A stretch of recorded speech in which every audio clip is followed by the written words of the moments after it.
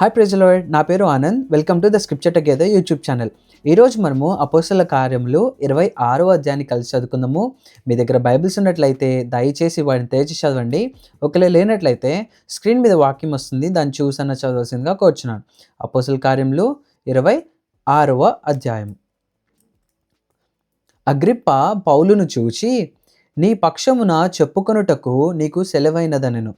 అప్పుడు పౌలు చేయి చాచి ఈలాగు సమాధానము చెప్పసాగెను. అగ్రిప్ప రాజా, తమరు యూదులలో ఉండు సమస్తమైన ఆచారములను వివాదములను విశేషముగా ఎరిగినవారు గనుక యూదులు నా మీద మోపిన నేరములన్నిటిని గూర్చి నేడు తమరి యొద్దుట సమాధానము చెప్పుకొనబోచున్నందుకు నేను ధన్యుడనని అనుకొనుచున్నాను. తాల్మీతో నా మనవి వినవలెనని వేడుకొనుచున్నాను. మొదటి నుండి యెరూషలేములో నా జనము మధ్యను బాల్యము నుండి నేను బ్రతికిన బ్రతుకు ఎలాటిదో యూదులందరూ ఎరుగుదురు. వారు మొదటి నుండి నన్ను ఎరిగిన వారు గనుక సాక్ష్యం ఇచ్చుటకు వారికిష్టమైతే నేను మన మతములోని బహునిష్టగల తెగను అనుసరించి పరిసయ్యుడనుగా ప్రవర్తించినట్లు చెప్పగలరు. ఇప్పుడైతే దేవుడు మన పితరులకు చేసిన వాగ్దానము విషయమైన నిరీక్షణను గూర్చి నేను విమర్శింపబడుటకు నిలిచియున్నాను. మన 12 గోత్రముల వారు ఎడతెగక దివారాత్రములు దేవుని సేవించుచు ఆ వాగ్దానము పొందుదుమని నిరీక్షించుచున్నారు. ఓ రాజా, ఈ నిరీక్షణ విషయమే యూదులు నా మీద నేరము మోపి ఉన్నారు. దేవుడు మృతులను లేపునను సంగతి నమ్మదగినదని మీరేలా ఎంచుచున్నారు? నజరేయుడైన యేసు నామమునకు విరోధముగా అనేక కార్యములు చేయవలెనని నేను అనుకొంటిని. యెరూషలేములో నేనేలాగు చేసితిని? నేను ప్రధాన యాజకుల వలన అధికారము పొంది పరిశుద్ధులను అనేకులను చెరసాలలో వేసి వారిని చంపినప్పుడు సమ్మతించితిని. అనేక పర్యాయములు సమాజ మందిరములన్నిటిలో వారిని దండించి వారు దేవదూషణ చేయునట్లు బలవంత పెట్టి చూచితిని. మరియు వారి మీద మిక్కిలి క్రోధము కలవాడనై ఇతర పట్టణములకును వెళ్ళి వారిని హింసించుచుంటిని. అందునిమిత్తము నేను ప్రధాన యాజకుల చేత అధికారమును ఆజ్ఞయు పొంది దమస్కునకు పోవుచుండగా, రాజా, మధ్యాహ్నమందు నా చుట్టూను నాతో కూడా వచ్చిన వారి చుట్టూను ఆకాశము నుండి సూర్య తేజస్సు కంటే మిక్కిలి ప్రకాశమానమైన యొక్క వెలుగు త్రోవలో ప్రకాశించుట చూచితిని. మేమందరమును నేలపడినప్పుడు, సౌలా, సౌలా, నన్నెందుకు హింసించుచున్నావు? మునికోలలోకు ఎదురు తన్నుట నీకు కష్టమని హెబ్రీ భాషలో ఒక స్వరము నాతో పలుకుట వింటిని.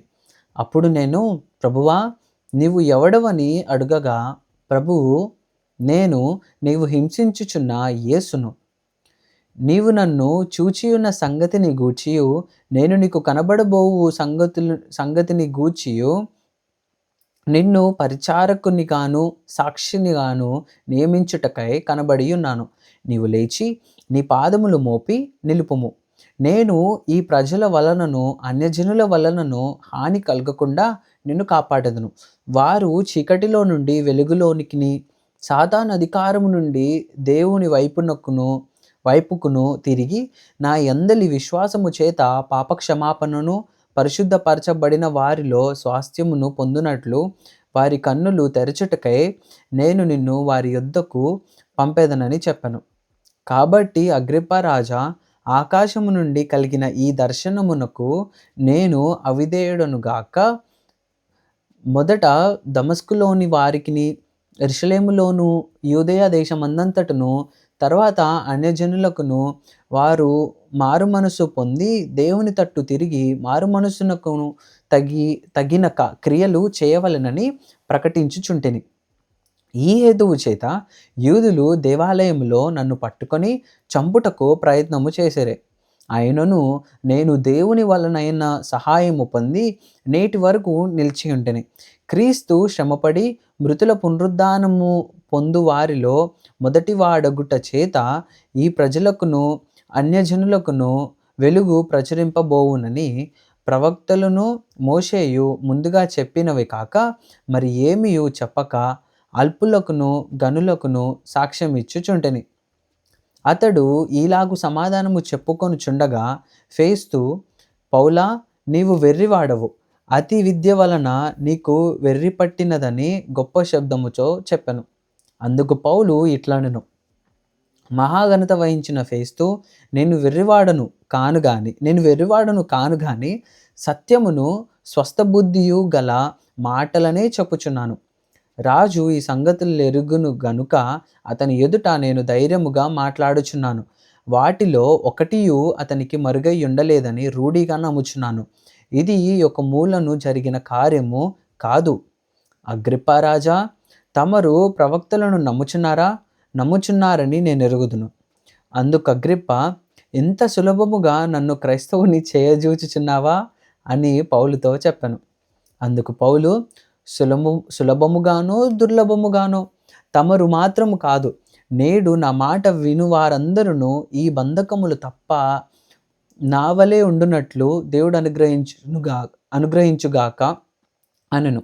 అంతటా రాజును అధిపతియు బెర్నీకేయు వారితో కూడా కూర్చుండిన వారును లేచి అవతలకు పోయి, ఈ మనుష్యుడు మరణమునకైనను బంధకములకైనను తగినదేమియు చేయలేదని తమలో తాము మాట్లాడుకొనిరి.